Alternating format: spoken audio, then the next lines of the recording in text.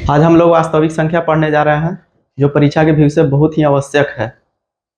पहला number question मेरा है कि 0 और 50 के बीच कितने विषम संख्याएं हैं। कितने विषम संख्याएं हैं तो 50 और 0 के बीच में बोल रहा है, तो विषम संख्याओं की संख्या हो जाएगी 25। तो यहाँ पर देखते हैं 25 हो जाएगा।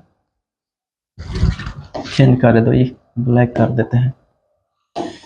यहाँ पर हो जाएगा मेरा 25 आंसर। क्या हो गया ये, ब्लैक करो इसको, वाइट करो। चलिए, तो यहाँ पर आंसर मेरा हो जाएगा 25। तो 0 से अगर बोलेगा कि n के बीच की संख्या ज्ञात करें, 0 से n के बीच, तो क्या करेंगे, सीधा हो जाएगा मेरा n/2, सम हो या विषम हो, n/2 हो जाएगा। लेकिन वही अगर एक और n के बीच यदि पूछता है, 1 से n के बीच, 1 से n के बीच, तो यहाँ पर क्या करेंगे, n/2 -1। ये फार्मूला दूगो याद रखिएगा। सम संख्या पूछे अथवा विषम संख्या पूछे, यदि 0 से अनंत तक यदि n संख्या के बीच पूछ रहा है तो हो जाएगा n/2। और यदि 1 से यदि पूछ रहा है कि 1 से n के बीच कितनी संख्याएं हैं, तो n/2 -1। चलिए नेक्स्ट क्वेश्चन मेरा, नेक्स्ट क्वेश्चन, तो इसका आंसर हो जाएगा बी। तीसरा, 5, 15 और 20 के लसा और मसा का अनुपात ज्ञात करें। लसा और मसा का अनुपात 5, 15 और 20। 5, 15 और 20 यहाँ पर देख लेते हैं। 5, 15 और 20। तो जब हम 5 को तोड़ रहे हैं तो 1 गुने 5। कलर ठीक है, वाइट कर दे, चलो ठीक है। तो 5, 15 को जब हम तोड़ रहे हैं तो 3 के पहाड़ा से टूटेगा 5 बार में, तो यहाँ पर 1 गुने 3 गुने 5। 20 को जब हम तोड़ते हैं तो 2 से 10 बार में, 2 से 5 बार में, यानी 1 गुने 2 गुने 2। एलसीएम का जब बात हो यहाँ पर करेंगे तो एलसीएम तो प्रत्येक संख्या का अधिकतम घात लेते हैं। तो 2 यहाँ पर देख रहे हैं कि 1 है, 1 है, 1 है, सभी में एक ही बार है 1, तो यहाँ पर 1 गुने, अब देखते हैं 2, तो 2 का अधिकतम घात मेरा हो रहा है कितना, तो 2 का अधिकतम घात यहाँ पर हो रहा है 2, यानी 2 गुने 2। 3 का अधिकतम घात तो यहाँ पर 3। 5 का अधिकतम घात तो 5। सबको जब आपस में गुना करेंगे तो 12 × 60। अब चलते हैं HCF। तो HCF जब निकालते हैं तो देखेंगे कि कौन सा संख्या है जो सभी में उपस्थित है। जो संख्या सभी में उपस्थित रहेगा वही संख्या HCF हो जाता है। तो यहाँ पर देख रहे हैं कि संख्या सब में है, तो 1 और क्या उपस्थित है, सॉरी 1 मिनट, यहाँ पर 5 छूट गया था, 5 सभी में। अब यहाँ देख रहे हैं कि 5 सभी में उपस्थित है, तो ये हो गया मेरा HCF। जब यहाँ बना रहे हैं तो यहाँ पर मेरा 5 आएगा। एलसीएम और एचसीएफ का अनुपात पूछ रहा है, एलसीएम अनुपात HCF। तो एलसीएम मेरा है 60, अनुपात HCF है मेरा 5। तो जब इसको हम काट रहे हैं तो मेरा आएगा 12:1, जो कि ऑप्शन नंबर डी में है। ऑप्शन नंबर डी हो जाएगा। नेक्स्ट क्वेश्चन है, निम्न में से कौन अप्रमेय नहीं है। अप्रमेय नहीं है तो प्रमेय चुनना है। तो प्रमेय कौन सा हो जाएगा, इसमें 10 √10 है तो √10 जो कि पूर्ण संख्या नहीं है, अतः यह नहीं होगा। √24, 6 चौके 24, तो 2 इसका आ जाएगा फिर 6 चौके 24, तो 2√6 आएगा, जो कि यह भी नहीं होगा। सी में देखते हैं तो 7 × 5 = 35, यह भी नहीं होगा। इसका देखते हैं तो इसका होता है 11, ऑप्शन मेरा डी हो जाएगा। नेक्स्ट क्वेश्चन है, दो संख्याओं ए और बी का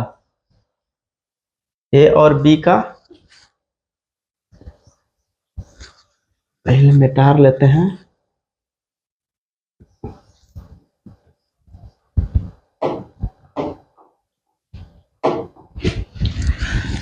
दो संख्याएं ए और बी का लसा 36 तथा मासा 2 है, तो ए का मान ज्ञात करें।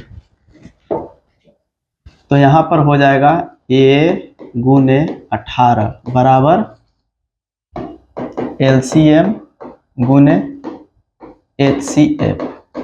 तो यहाँ पर a हो गया पहली संख्या और b हो गया दूसरी संख्या। तो a × 18 बराबर कितना संख्या दिया है, 36 × 2। तो 18 से जब इसको डिवाइड करेंगे तो a का मान मेरा, तो a बराबर हो जाएगा 2 × 2 बराबर 4, जो कि ऑप्शन नंबर कितना में है, सी में है। तो सी मेरा आंसर हो जाएगा। चलते हैं नेक्स्ट क्वेश्चन। तो नेक्स्ट क्वेश्चन यहां पर कह रहा है, नेक्स्ट क्वेश्चन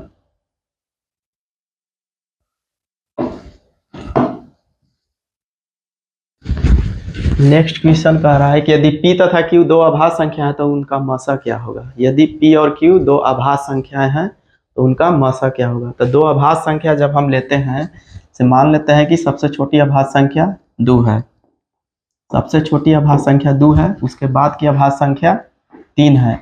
जब इसका HCF निकालेंगे तो इसका मासा हमेशा ही 1 आएगा। तो दो अभाज्य संख्याएं जब भी पूछे तो उसका मासा हमेशा 1 होता है। तो ऑप्शन नंबर मेरा डी हो जाएगा। सबसे छोटी अभाज्य संख्या और सबसे छोटी भाज्य संख्या का मासा, सबसे छोटी अभाज्य संख्या, तो सबसे छोटी अभाज्य संख्या यहाँ पर हो रहा है 2, और सबसे छोटी अभाज्य संख्या, तो 3 तो अभाज्य संख्या है नहीं, तो यहाँ पर ले लेंगे 4, तो यहाँ पर 4 हो गया। सॉरी, दोनों को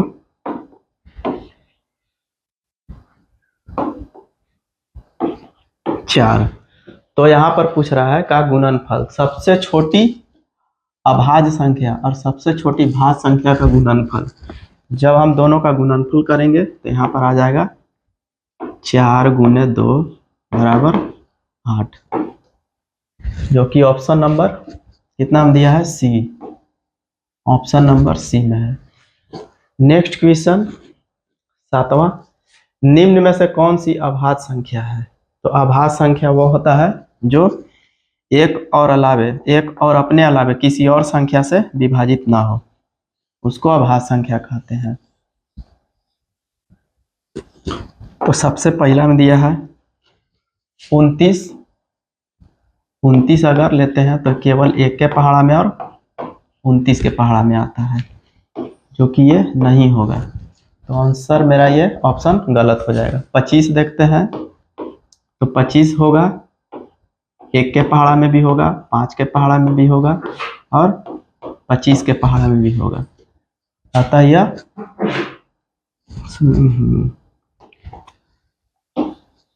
भाज्य संख्या पूछ रहा था, तो यह मेरा हो गया अभाज्य। दूसरा हो गया भाज्य, तीसरा भी हो जाएगा मेरा भाज्य, चौथा भी भाज्य, क्योंकि 25 को जब हम तोड़ेंगे तो 5 × स्किप कर देना ही, चलो। तो इसका ऑप्शन नंबर ए होगा, इसका option number A. Next question next question का आ रहा है कि 3.27 पर एक रिंग है, 27 पर एक रिंग है। जब यहाँ 27 पर एक रिंग हो रहा है, 3.27 पर एक रिंग है, और इसमें बोल रहा है कि ऑप्शन में एक पूर्णांक है, एक परिमेय संख्या है, एक प्राकृतिक संख्या है और एक अपरिमेय संख्या है। पूर्णांक वैसी संख्या होता है जो अपने आप में पूरा पूरा अंक होता है, जैसे 1 हो गया, 2 हो गया, 3 हो गया, -5, -7, जो पूरा पूरा जो अंक में रहे, प्लस में हो अथवा माइनस में हो, वो सभी पूर्णांक के अंतर्गत आता है। तो ऑप्शन नंबर बी में परिमेय संख्या वैसी संख्या जो P/Q के रूप में हो, जहां Q बराबर 0 नहीं होना चाहिए। यदि Q 0 हो गया तो वह परिमेय संख्या नहीं होगा। ऑप्शन नंबर 3 एक प्राकृतिक संख्या जो नेचर में पहले से उपस्थित था। तो नेचर में पहले से जो उपस्थित जो संख्या था वो 1 था, 2, 3, 4 डॉट डॉट ये सब संख्या था। एक अपरिमेय संख्या, तो अपरिमेय संख्या जैसे ले लेते हैं तो √5, √3, √7, 0.4, 2, 4, 4, 2, 4, 4, 4 डॉट डॉट इस रूप में रहेगा, तो इसको भी अपरिमेय संख्या। यहाँ पर एक बात और, पाई भी एक अपरिमेय संख्या है, तो इसका ऑप्शन हो जाएगा एक परिमेय संख्या, यानी कि इसको हम P/Q के रूप में लिख सकते हैं। तो ऑप्शन नंबर मेरा बी हो जाएगा। अगर इसको P/Q के रूप में यदि लिखना चाहेंगे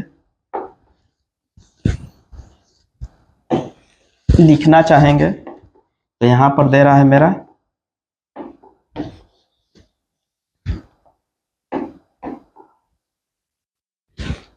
3.27 पर एक रिंग है, तो पूरा संख्या हम लिख लेंगे 3, 2, 7, और दशमलव के पहले अथवा दशमलव के बाद जो भी बिना रेकरिंग वाला संख्या रहता है उसको हम घटा देते हैं।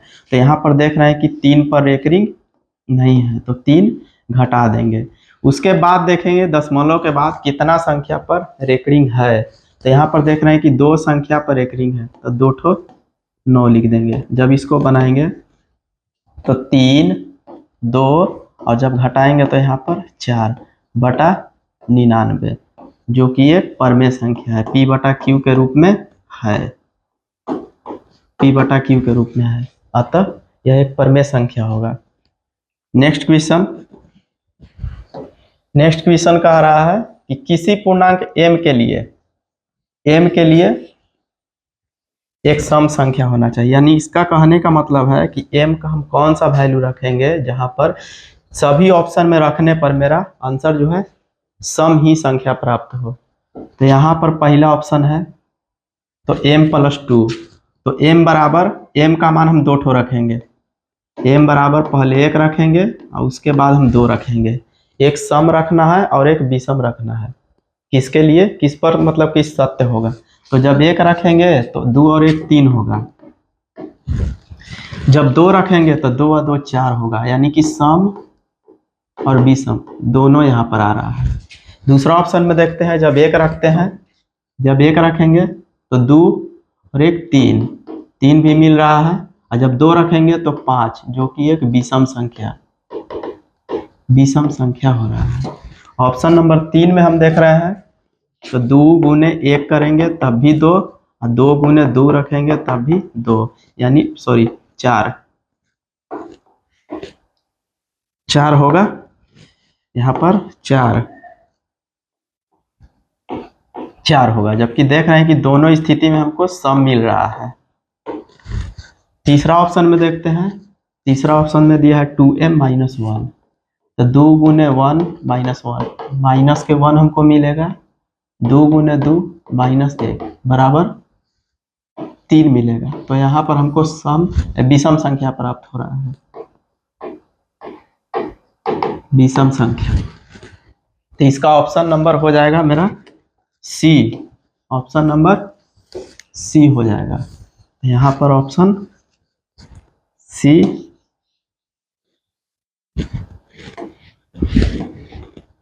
ऑप्शन नंबर सी सही होगा।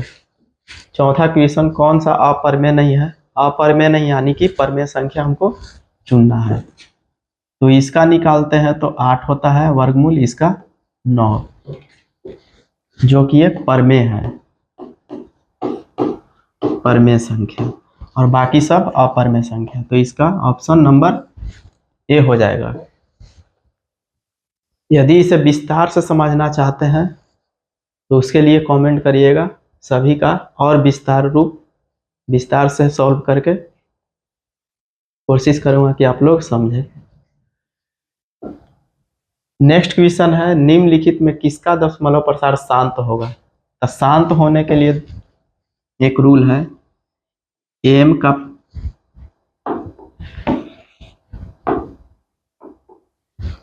दो के पावर एम और 5 के पावर एम, या 2 के पावर एम या 5 के पावर एन, या 2 के पावर एम या 5 के पावर एम। यहाँ पर कहने का मतलब है, यदि 2 और 5 दोनों संख्या यदि उपस्थित रहता है और उसका पावर यदि भिन्न भिन्न भी होता है तब वह शांत होता है, दशमलव प्रसार शांत होता है। यहाँ पर हर का गुणनखंड देखेंगे, हर का जो गुणनखंड होगा उसको देखेंगे। अगर बराबर नहीं भी रहेगा तब भी शांत होगा। केवल 2 भी रहेगा, 2 के पावर एम, तब भी शांत होगा। केवल 5 भी रहेगा तब भी शांत ही होगा। प्रत्येक स्थिति में केवल यहाँ पर हम हर का गुणनखंड देखते हैं, तो हर का यहाँ पर देख रहे हैं कि 8 है, तो 8 में केवल 2 के पावर 3, 5 के पावर 0 है। तो केवल अगर यदि 3 भी केवल 2 का पावर कुछ भी, केवल 2 का भी पावर यदि उपस्थित है तो वह शांत होगा। क्वेश्चन नंबर 11 का ऑप्शन नंबर हो जाएगा ए, इसका ए हो जाएगा, शांत होगा। क्वेश्चन नंबर 12 में देखते हैं, इसका दशमलव प्रसार क्या है? 6/15। इसको जब हम काटेंगे, जब इसको काटेंगे तो इसका दशमलव प्रसार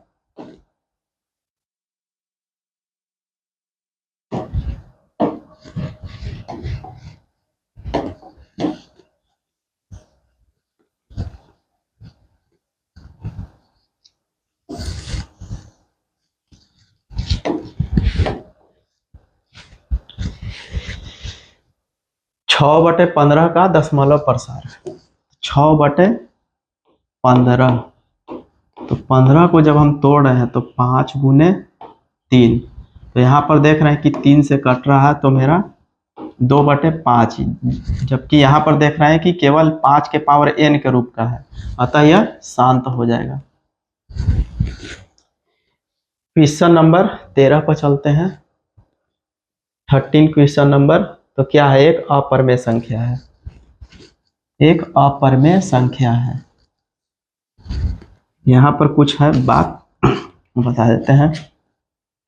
0 को छोड़ करके भी किसी भी संख्या में यदि n कोई संख्या है और उसमें कोई संख्या p जो पूर्ण वर्ग ना हो, जो पूर्ण वर्ग ना हो, यदि उसको जोड़ते हैं अथवा घटाते हैं, जोड़ने अथवा घटाने पर जो संख्या जो मिलता है वो हमेशा अपरमेय होगा, अपरिमेय।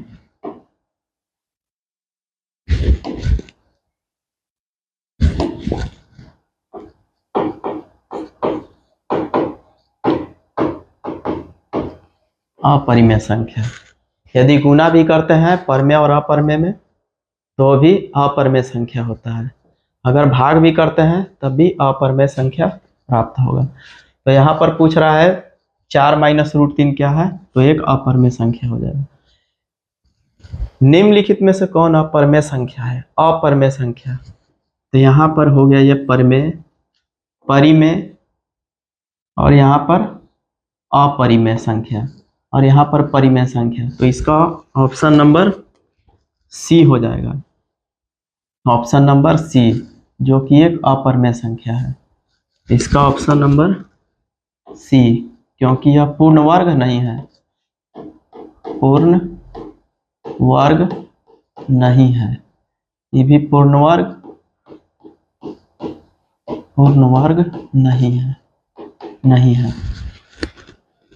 बस इतना ही क्वेश्चन था। आगे के लिए कमेंट करिए कि क्वेश्चन बनाए या फिर नहीं बनाए। आप लोगों को यदि अच्छा लगा, धन्यवाद।